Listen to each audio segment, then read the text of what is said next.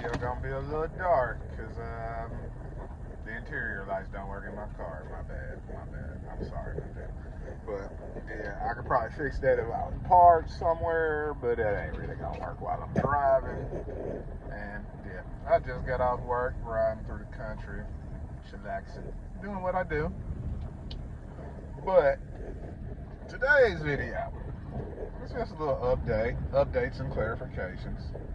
Now, in some of my previous videos, I don't know, it probably had sound like I was like bashing, my child's mother. And it does sound like that, and to some extent that is what it was, to some extent. But my opinion on how it got there was not totally, it was based on how she was acting and then what I was told by government officials. See, sometimes a person can be acting strange, sometimes a person can say not the right thing, sometimes a person just don't say nothing at all when they should have said something. The thing is, I'm just going to look at that till I can talk to her directly, face to face. Just pride getting in the way. But the bigger issue, and the issue that I see, is the issue with DHS. And my issue with DHS goes way back. So, this child was taken into DHS custody in February.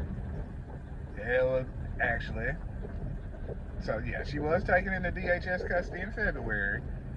I didn't know exactly, I still don't know exactly where he is now. But in February, I was under the understanding, which I did start trying to find the child, like as soon as I heard about her mother got arrested. There was no help with this, period. No help, period. I'm talking about,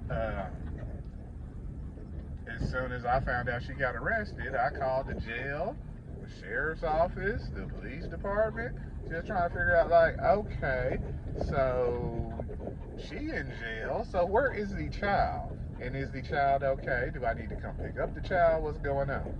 Everybody acting like they don't know what I'm talking about. What child? Like, huh? So, it might have been a week or two. No, actually, I'm gonna rewind back. So, I went to the DHS office and sat there for like an hour. Nobody ever came to talk to me.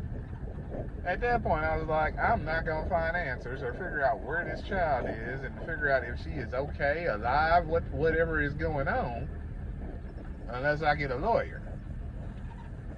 So at that point, I did contact a lawyer.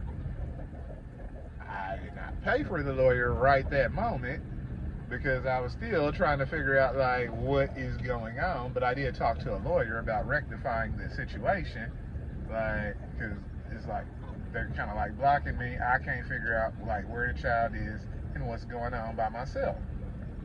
So I was gonna call her my ex, but yeah, my child's mother's cousin, she started coming around, and at first she was acting like she's the one that sent me the screenshot, saying she was in jail, and I'm like trying to figure out what happened. She was like she wasn't there, she don't know, somebody else sent her the screenshot, and like all this other foolishness. Come to find out she was there, but she still has not yet told the truth about whatever happened on how she got arrested. I'm still unclear of that, and the situation. But the thing she did bring to light, accidentally, just on the speakerphone, on car phone. I think she was on the car phone. She was on the phone talking to somebody else, and basically they said the child was not with her aunt. She was with DHS. So, after hearing that, that's when I just went on and paid. Actually, still jumping forward. So, her cousin took me by the place, and I do have the video on here, on YouTube. She took me by the place where she got arrested. We talked to the guy there, and the way she was, because this ain't rehearsed, like she had talked to him before I got there, and only telling bits and pieces of the story and kind of steering his answers to a degree.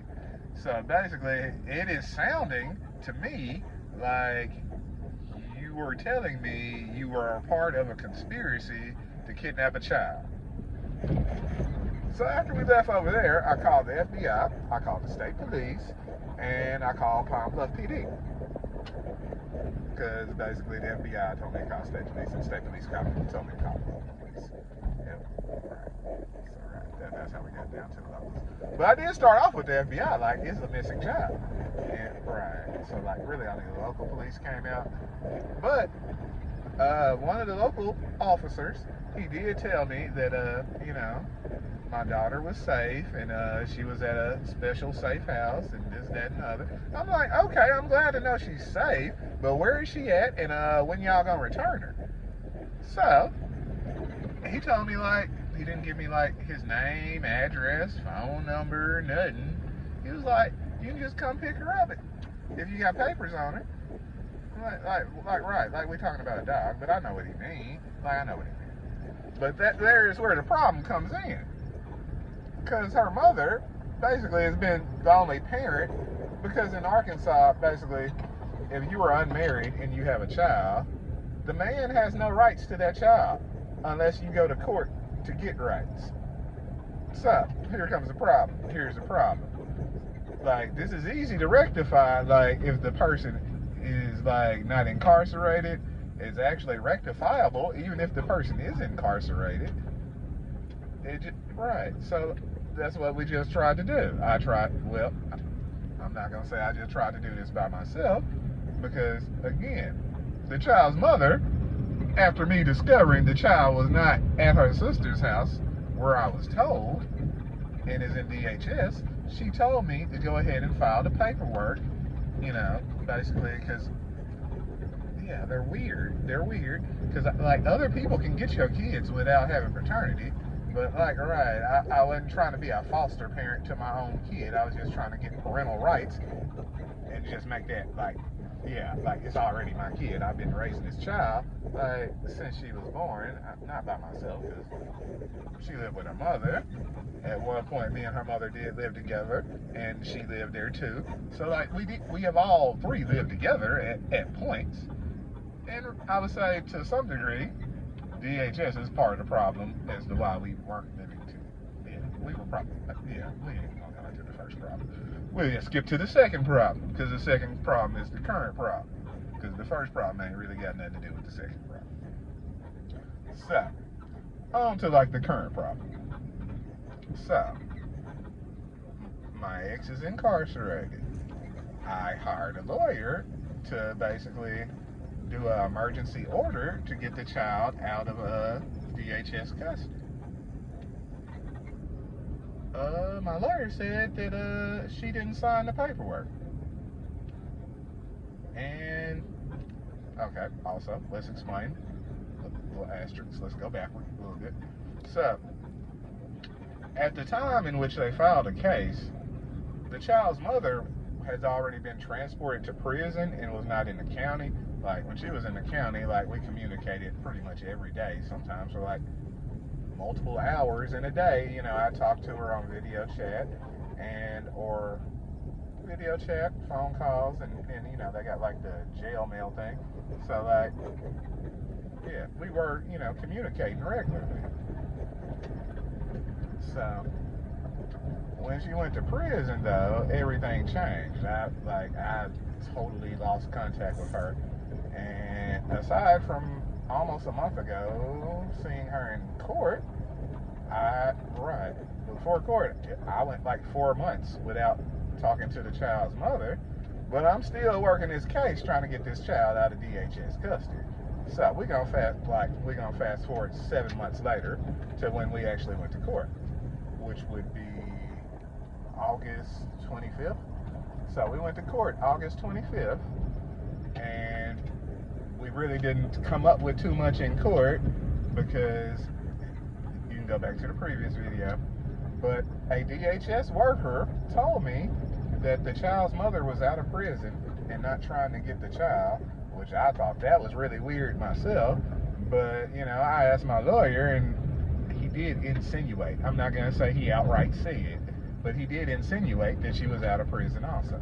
So this changed the nature of the case, pretty much kind of from being just a temporary, like while she is in prison getting custody, to like getting full custody to get the child out of foster care because I don't know where her mother is.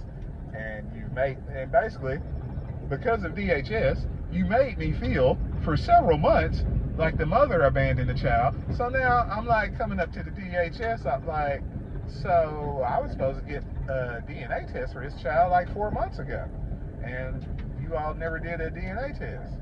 And Kamila Edwards, I'm gonna say her name, better known as Bambi. I know her as Bambi. Like, yeah, I done known Bambi for like right at 20 years because she went to high school with my ex-girlfriend. But Kamila Edwards is the one who told me that my child's mother was not in prison, and then tried to act like I didn't know her or know the child. And I'm like, what? Huh? What are you talking about? Like, right, what are you talking about? So, fast forward, like 2 months after that, in court, basically, Miss Kamila Edwards is still trying to, like, say, I don't know my own child, although I'm sitting behind my child in court. We are talking, we got a secret handshake. So clearly I know this child. Like, I clearly been knowing this child. And at this point, I have not seen her in 7 months. Really, to tell you the truth, I was more interested in talking to my child and judging what was going on with her than what was going on in court, because I paid for a lawyer and I'm the one who filed the case, which I'm still listening to the court case while talking to my child. And I'm like, so y'all are talking pretty bad about me, and I'm the one who filed this case to get a child out of foster care. So why is this about me? Like I'm a bad person or something? Like, right, I'm not trying to throw nobody under the bus, but I'm not even the person in prison.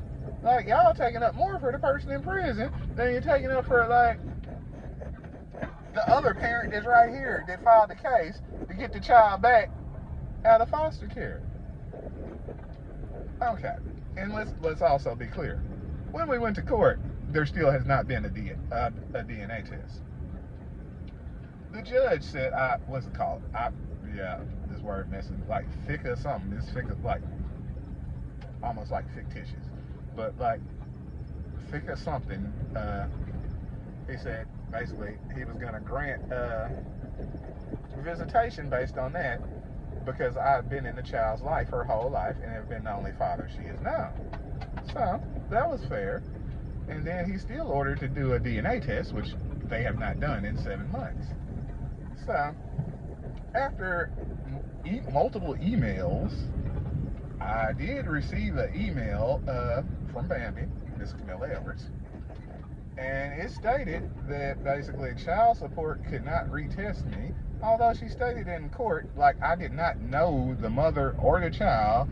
She has never filed a child support case against me, and I've never had a DNA test before, which we did explain what happened with the DNA test, and the judge basically ruled that there should be another DNA test. But DHS is saying that child support can't do the DNA test. I'm like, this is not a child support situation. Like, we did not go to court for child support. But I kind of get where you're coming from, but this was not a child support case. This is about getting a child out of foster care while their other parent is incarcerated. That's what this was about. But, yeah, Miss Edwards proceeded to pretty much treat this like a child support case, and kept she did several times bring up another guy's name, and I'm like, what did he got to do with anything? Like, she kept bringing up this guy's name. So I'm like, what did he even got to do with anything? But guess what? So the next week after I went to court, basically someone filed a court order to put somebody else on child support for the same kid we were going to court for a custody case. So basically, if you put somebody else on child support for the same kid already involved in a custody case, and the mother is, I would say at this point, the mother and or DHS is receiving money from a whole third person, not a part of this case, that actually, in fact, would make the person on child support the father. And the person on child support, it was a default judgment. It was a default judgment. So basically, they did not take a DNA test. They did not show up to court. I've paid right at almost $3,000 for a lawyer and filing fees and all that other. And yeah, you telling me that like I got to do some extra stuff to now prove that this is my child because y'all already got somebody on child support. My thing is, how can you put somebody on child support for a child that there's already a custody hearing for with two parents? So how did DHS just include a third parent? Well, really a fourth, because at this point DHS is a parent too, because they are the ones who actually physically have custody of the child. But this does not make sense, period. Like, why even put a third person on child support? I think that what she did was she thought she was putting me on child support. This is why I really question, like, do DHS workers be getting hired or something? Like, how are you, like, so bad at your job? You don't manage to do a DNA test in 7 months. Well, at this point, 8 months, no DNA test, and put somebody else on child support for the same kid with no DNA test. So I guess at this point, since I've already had a test from child support, and that test came up negative, and the judge ordered a retest, child support does not want to give me a test. So I, like, 8 months in, pretty much they asked me, like, so do you want to, you can pay for a DNA test, or we can try to force child support to give you a DNA test. I'm like, why am I trying to force myself to be on child support? That don't sound like a good idea. And I'm like, you are my lawyer, so like, how would you even like put that up to me? Like, should you not make a suggestion and tell like what's the ups and downs of both? Like, right? Because I mean, I was not in court for child support, so I was in court to get custody of a child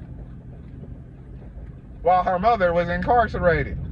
And 8 months later, y'all can't even tell me where the child is. Now let's fast forward.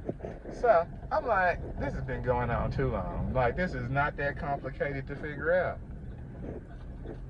So I sent some emails to DHS and my lawyer. Like, this is crazy. This is crazy. Like, I know y'all are not this incompetent that it takes 8 months for you to tell me that I can go pay for a DNA test. Okay.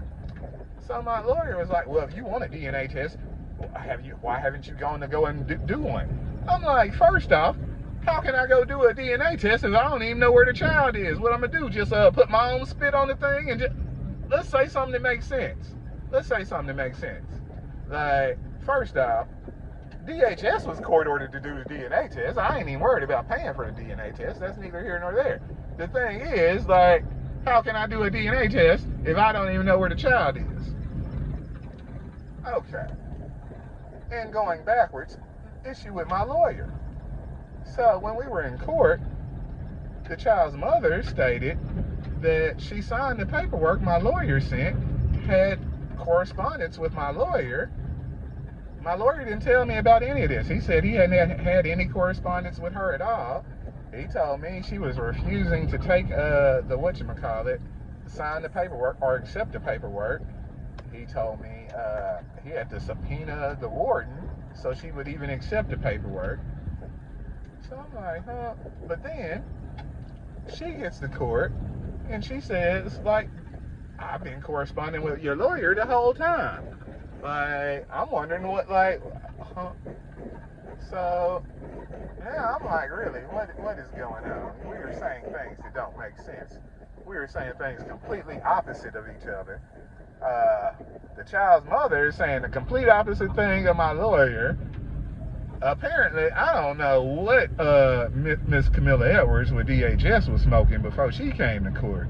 But, yeah, she was debating a child support case with a completely different person. A completely different person.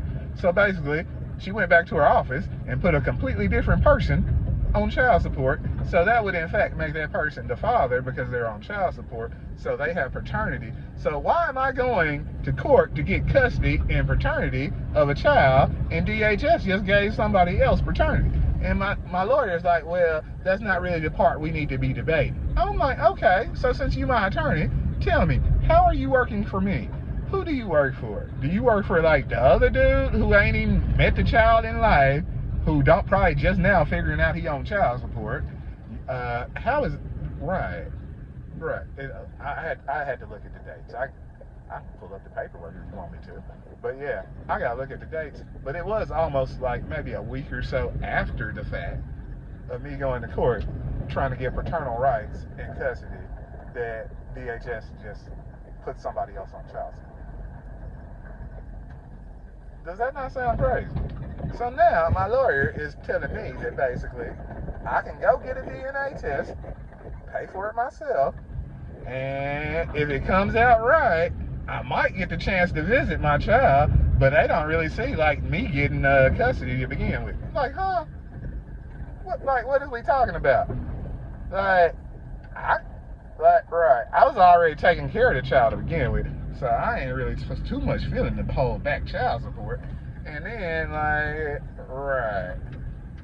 the whole 8-month thing in foster care, am I responsible for paying for that? Because I was trying to get the child out from the beginning, and y'all would not even talk to me at DHS to the point where I had to get a lawyer. And at this point, it really feels like my lawyer is working with DHS more so to keep the child in foster care than to return her back to her parents.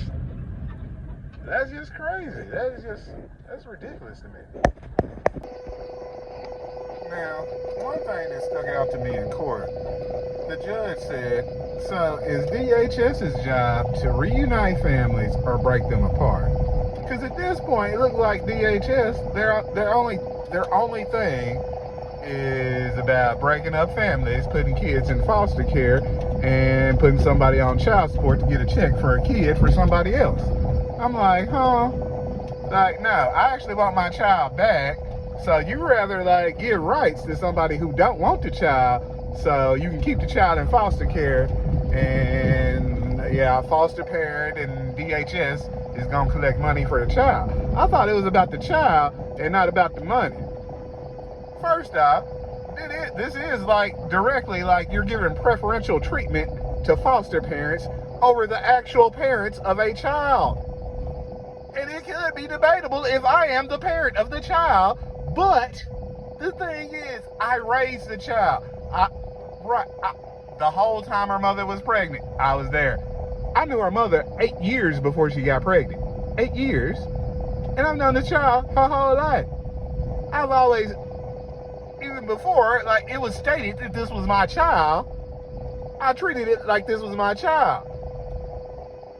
Her mother this done got rocky here lately. I ain't gonna lie to you. It done got rocky over the last couple years. I ain't gonna lie to you. It done got a little rocky. But the thing is, her mother was one of my best friends. I would say she was my best friend. So when she got pregnant, we used to know. Okay, that part makes sense. But she didn't just outright say this was my kid at the beginning. But just on the strength of this being my best friend, I'm gonna help you out. And I know, your child needs a father figure and this, that, and the other. So I'm gonna be there. I'm gonna do it. Wherever you fall short, I'm gonna pick up your slack.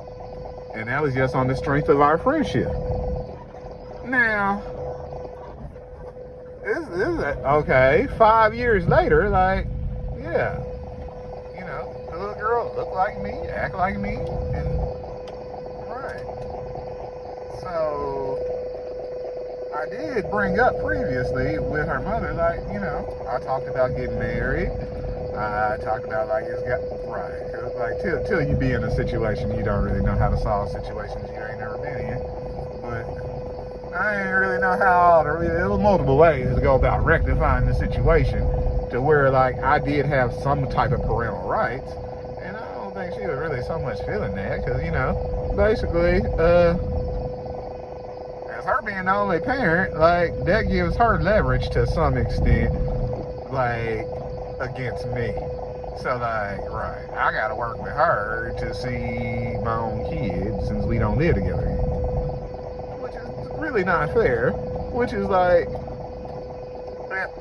at one point, I was under the understanding that she was already about to get out of prison. So I went, that is another part of the reason why I went to go talk to DHS. Like, y'all hadn't gave me a DNA test, and her mother should be getting out of prison soon. So, like, y'all want me to drop our case and she get custody, and then we work this out, like, amongst ourselves, or, like, what? And DHS told me not to drop my case, to keep my case going, because it didn't look like she could get custody, and she was already out. Kamila Edwards, same person, told me, like, she saw her the other day, and she's sure that she's not in prison. I'm like, huh? So you imagine how surprised I am when I get to court and look on the video screen and see she's still in prison.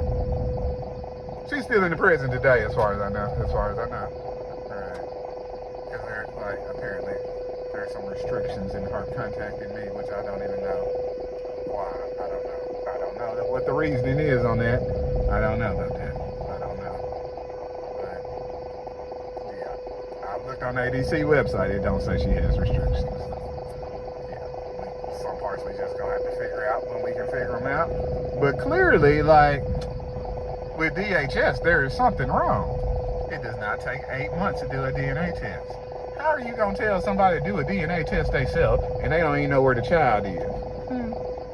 You want me to catch a child in the street somewhere? Like, what is you telling me? What is you telling me? Like, you telling me just figure this shit out myself? Because that don't make sense. And then at that point, what did I spend almost $3,000 on a lawyer for if you were no help?